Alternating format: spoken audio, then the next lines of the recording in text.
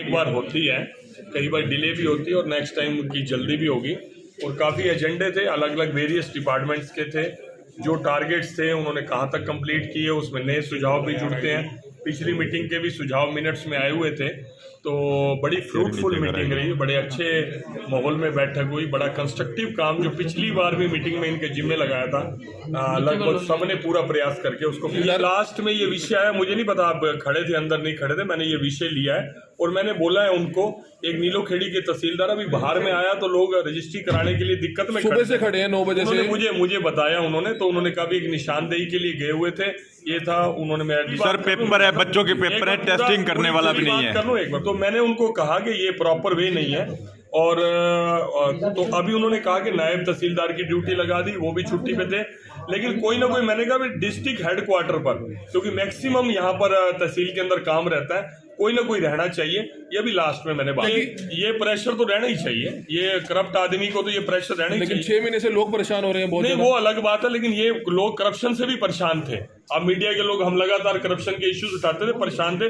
थोड़ा सा ये जिसको कहते हैं ट्रांसफॉर्मेशन वाला पीरियड है, लोगों ने इसको करप्शन को अपना एकाधिकार मान लिया था, कोई डर भय उस बात का कम था, तो डर भय पैदा हुआ है। तो उसमें आप लोगों को मदद, प्रॉपर्टी आईडी को लेके उसको लेके आपको मदद करनी चाहिए, ये अवेयरनेस करनी चाहिए। अच्छी बात है, करप्ट कोई भी है बख्शा नहीं जाना। नगर निगम में बुरा हाल है, प्रॉपर्टी आईडी को लेके काफी परेशानियां आ रही हैं आपसे।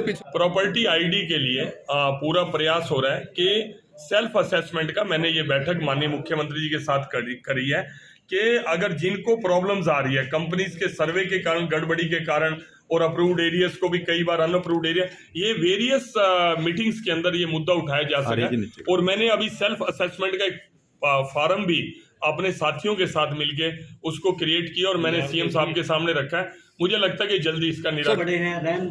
स्मार्ट सिटी का नाम दिया। देख, आपने स्मार्ट सिटी में शुमार हुआ है 82 काम जो स्मार्ट सिटी के तहत सेलेक्ट किए गए थे, 51 काम उसके अंदर कंप्लीट हुए हैं।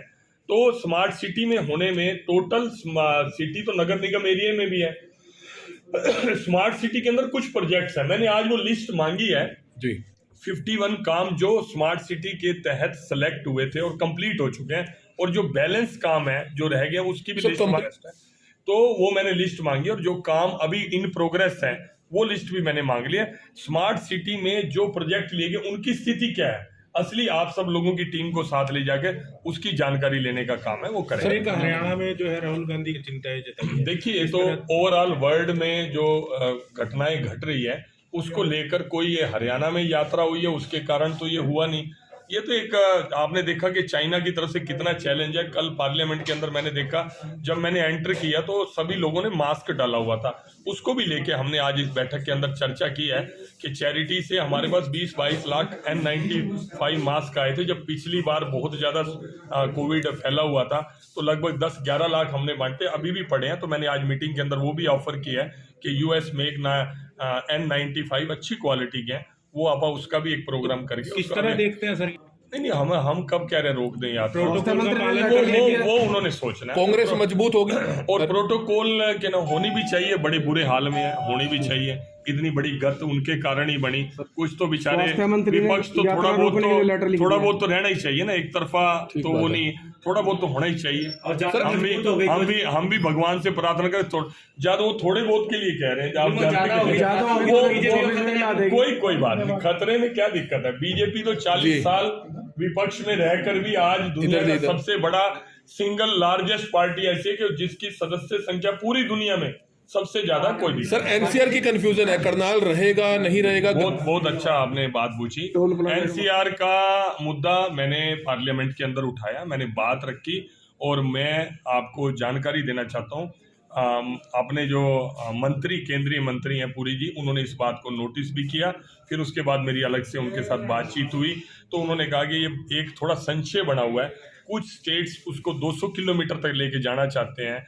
तो मैंने उनको पूरे विनम्रता के साथ रिक्वेस्ट करते हुए पूरे जोरदार शब्दों का कि मेरी लोकसभा क्षेत्र को यहाँ से अलग किया जाए। तो उन्होंने कहा जल्दी, मेरे को पॉजिटिव साइन लगे उनके बातचीत में। आज से पहले कभी उन्होंने इस तरह पॉजिटिव नहीं कहा था, लेकिन अब पहली बार इस सेशन के अंदर मैंने उनसे व्यक्तिगत मिलकर भी बात की है, तो उन्होंने कहा कोई ना कोई आपका सोल्यूशन। टोल प्लाजा का भी मामला बीच में अटका पड़ा है सारा।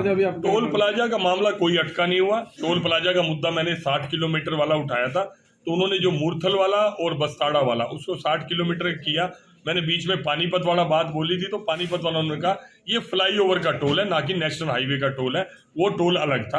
क्लैरिटी है सर, एक नहीं, किसान- ऐसा अभी तक उन्होंने मना किया। सर एक किसान गन्ने के रेट